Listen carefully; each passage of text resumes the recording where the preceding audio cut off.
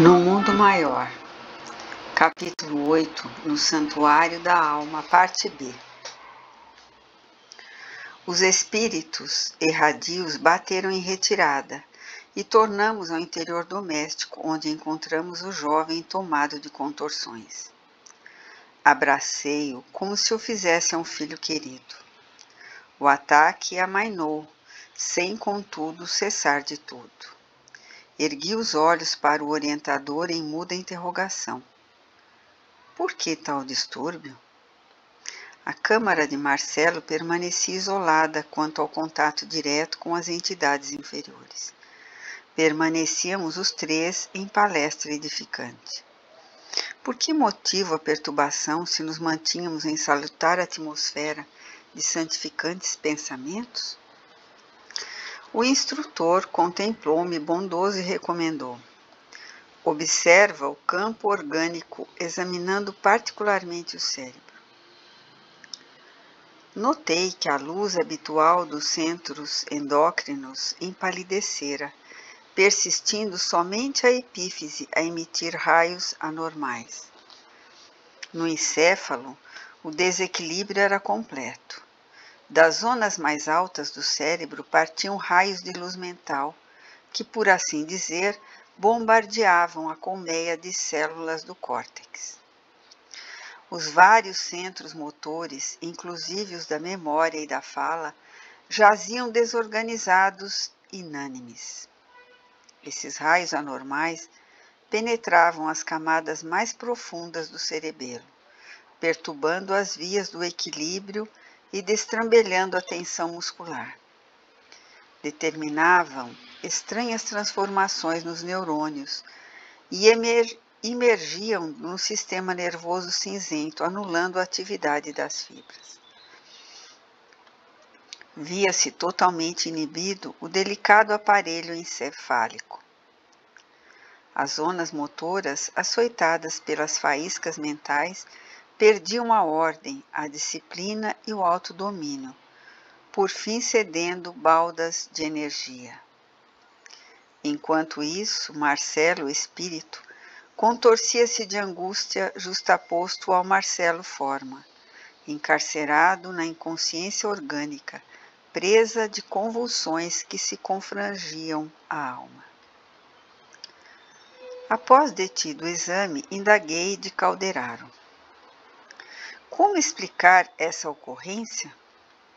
Afinal de contas, nosso amigo não se encontra aqui sob o guante dos perseguidores desencarnados, mas em nossa exclusiva companhia. O orientador, agora em ação de socorro magnético, interferia, restaurando o equilíbrio, recomendando-me aguardar alguns minutos. Em breve dominou a desarmonia.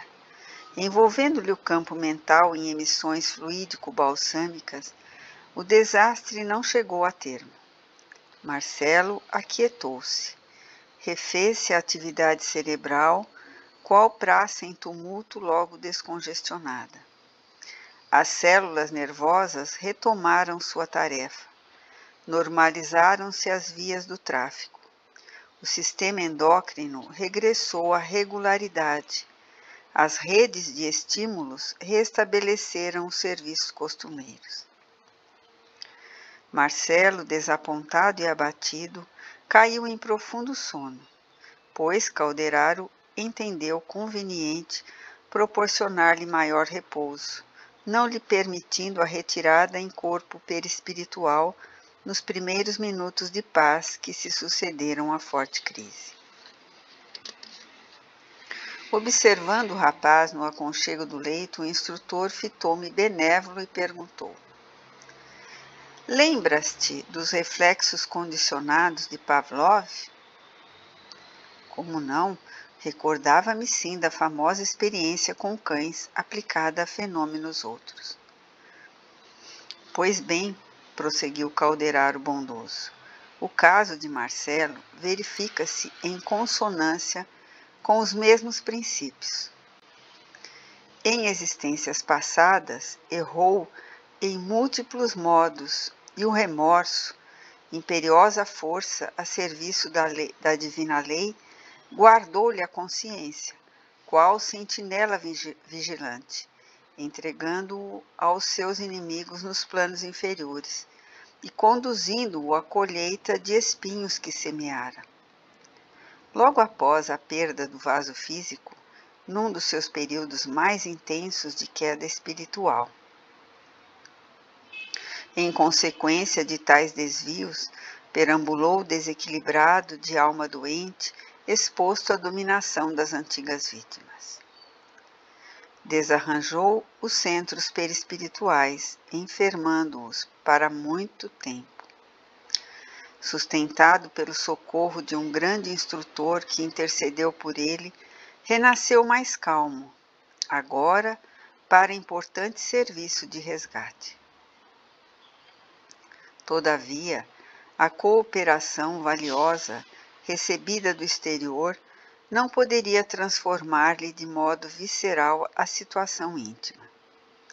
Conservava-se desafogado dos impiedosos adversários, aos quais deveria ajudar doravante. Contudo, o organismo perispirítico arquivava a lembrança fiel dos atritos experimentados fora do veículo denso. As zonas motoras de Marcelo, em razão disso, salientou o atencioso orientador, simbolizando a moradia das forças conscientes em sua atualidade de trabalho, constituem uma região perispiritual em convalescência, quais as sensíveis cicatrizes do corpo físico. Ao se reaproximar de velhos desafetos, o rapaz, que ainda não consolidou o equilíbrio integral, sujeita-se aos violentos choques psíquicos, com o que as emoções se lhe desvairam, afastando-se da necessária harmonia. A mente desorientada abandona o leme da organização perispirítica e dos elementos fisiológicos, assume condições excêntricas, dispersa as energias que lhe são peculiares em movimentos desordenados.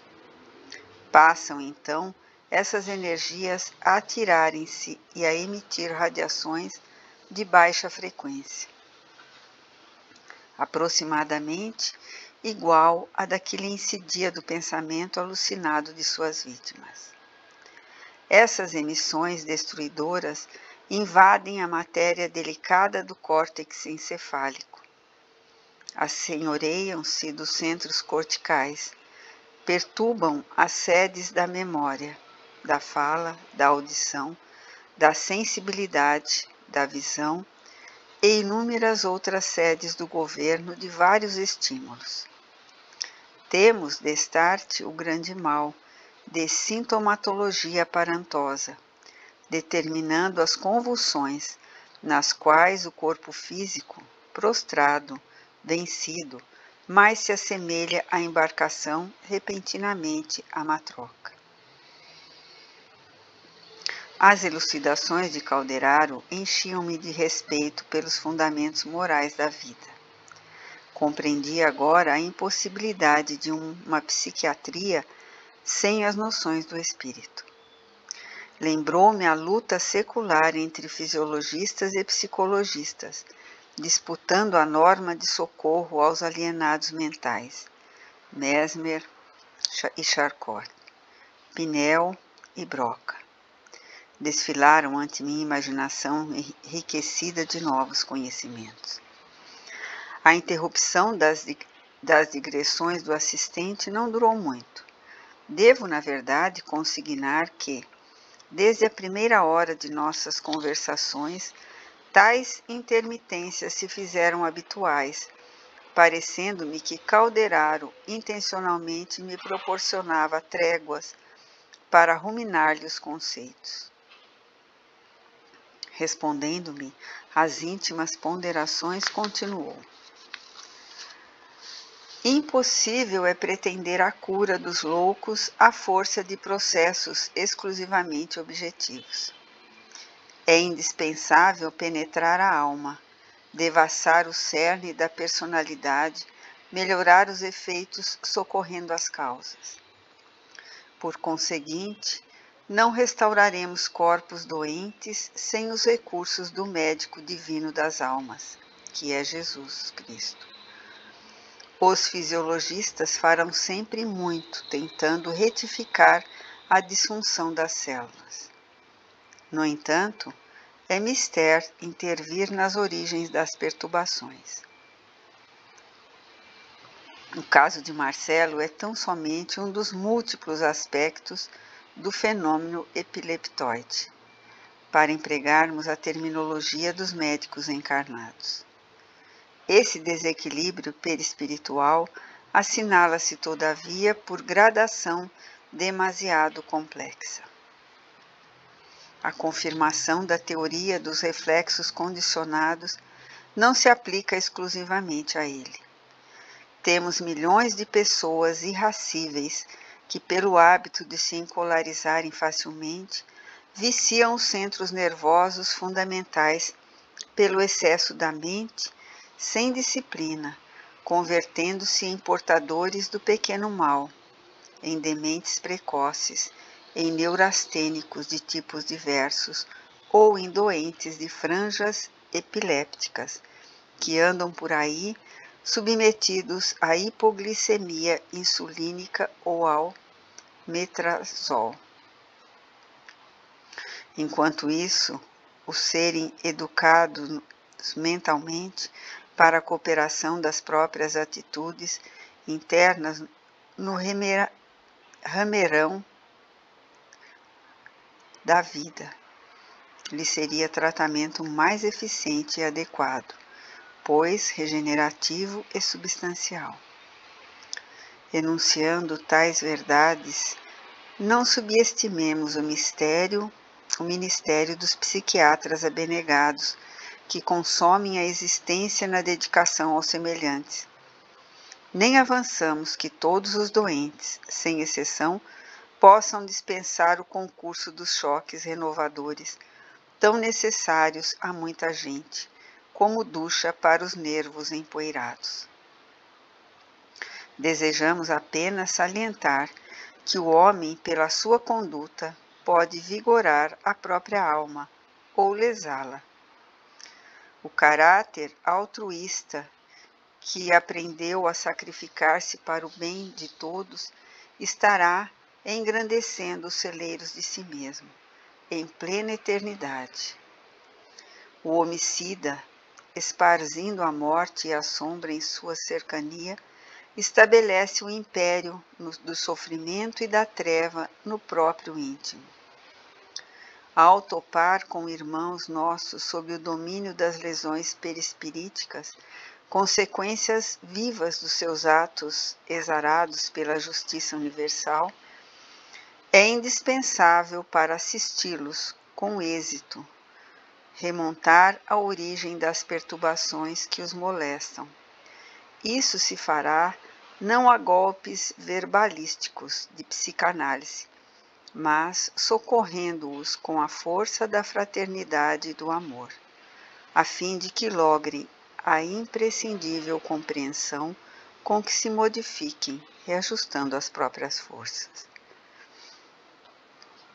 Nesse instante, observando que Marcelo se reerguia, o instrutor interrompeu-se nas elucidações e convidou-o a vir ter conosco novamente. O rapaz abraçou-nos comovido. Então, disse, fitando humildemente Calderaro, fraquejei e caí. Oh, não, exclamou o orientador afagando-o. Não te sintas em queda. Estás ainda em tratamento e não podemos esquecer a realidade. Teu esforço é admirável. Entretanto, há que aguardar a contribuição do tempo. Sorriu e acentuou. Em épocas recuadas, perdeste valioso ensejo de seguir na senda progressiva, a escorregar, a resvalar. Agora é imprescindível retomar a subida cautelosamente. O pássaro de asas débeis não pode abusar do voo. O jovem cobrou esperanças novas e, contemplando o calderaro, reconhecidamente inquiriu: acredita o meu benfeitor que devo optar pelo uso de hipnóticos? Não, os hipnóticos são úteis só na áspera fase de absoluta ignorância mental, quando é preciso neutralizar as células nervosas ante os prováveis atritos da organização perispirítica. Em teu caso, Marcelo, para a tua consciência que já acordou na espiritualidade superior, o remédio mais eficaz consiste na fé positiva, na autoconfiança, no trabalho digno em pensamentos enobrecedores. Permanecendo na zona mais alta de personalidade, vencerás os desequilíbrios dos departamentos mais baixos, competindo-te por isso mesmo atacar a missão renovadora e sublime que te foi confiada no setor da própria iluminação e no bem do próximo. Os elementos medicamentosos podem exercer tutela despótica sobre o cosmo orgânico, sempre que a mente não se disponha a controlá-la, recorrendo aos fatores educativos. O rapaz osculou-lhe as mãos enternecidamente e Calderaro, ocultando a comoção, falou bem-humorado: nada fizemos ainda por merecer o reconhecimento de qualquer criatura. Somos não mais do que trabalhadores imperfeitos em serviço. E o serviço é a maior força que nos põe de manifesto nossas próprias imperfeições. Todos temos um credor divino em Jesus, cuja infinita bondade não nos é lícito esquecer. E acariciando-lhe os cabelos, acentuou: já lhe ouviste a palavra celestial, abandonando o mal para que te não se suceda coisa pior. Assim sendo, és agora feliz. Em verdade, somos presentemente felizes, porque nosso objetivo de hoje é a realização do reino de Deus em nós, com o Cristo. Trabalhemos com Ele, por Ele e para Ele, curando nossos males para sempre. O jovem abraçou-se a nós, qual se fora um filho de encontro aos nossos corações, e saímos juntos em agradável excursão de estudos, enquanto seu corpo físico repousou tranquilamente.